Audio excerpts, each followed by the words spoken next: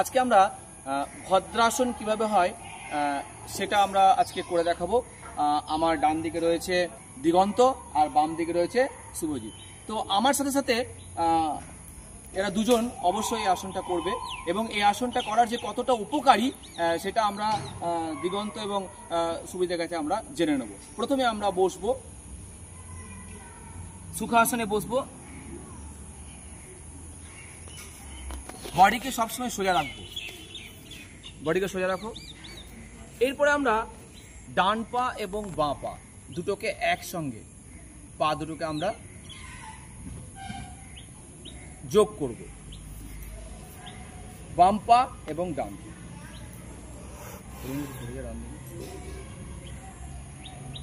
এই অবস্থায় আমরা দুটোকে যোগ করব। এরপর আস্তে আস্তে হাত দুটো আমরা ডান হাঁটুতে ডান পা টাচ করব, বাম হাঁটুতে বাম পা টাচ করব। এই যে ডান হাঁটু বাম হাঁটুতে আমরা হাত দুটো টাচ করে আস্তে আস্তে আস্তে আস্তে আস্তে চাপ দেব। চাপ দিয়ে যতটা পারবো নিচের দিকে নামাবো, হাঁটুটাকে একেবারে পুরো পুরো ফ্ল্যাট করে দেবো পাটাকে।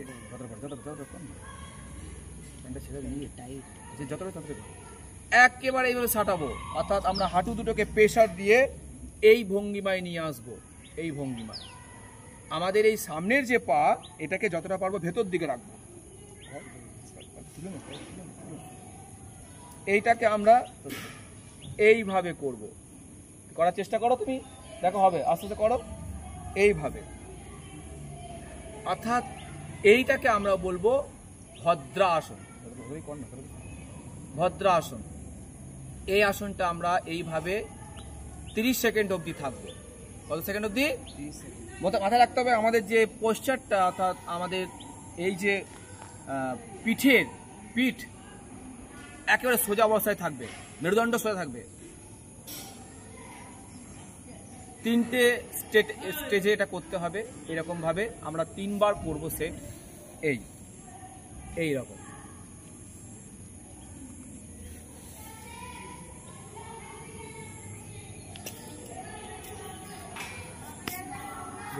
আবার আমরা ওই অবস্থায় ফিরে যাব, সুখাসনে বসবো। দেখো এই আসনটা করার বিশেষ কিছু উপকারিতা রয়েছে। প্রথমেই বলি, আমাদের যে পা, এই পায়ের ফ্লেক্সিবিলিটি, আমাদের যে একেবারে কোমর থেকে নিয়ে একেবারে এই যে ফ্লেক্সিবিলিটি, পায়ের যে ফ্লেক্সিবিলিটি অনেক বেশি বৃদ্ধি পায়।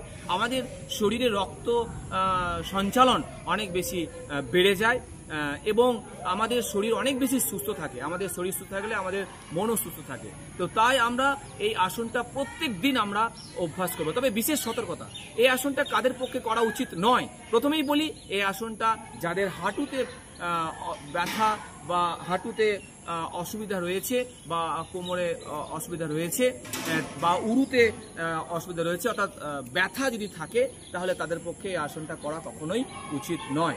তবে আমি আমার এই 2 ছাত্রের কাছে জেনে নেবো যে এই আসনটা করে তারা কি কোনো লাভবান হয়েছে। আচ্ছা, এই আসনটা করে শুভজিৎ, তোমার কি তুমি কিছু অনুভূতি করতে পারছো? হ্যাঁ। কি হয়েছে বলো? এই আসনটা করে আমার উরু দুটো ফ্লেক্সিবিলিটি বেড়ে গেছে। বাহ, খুব ভালো। আর দিগন্ত, তুমি?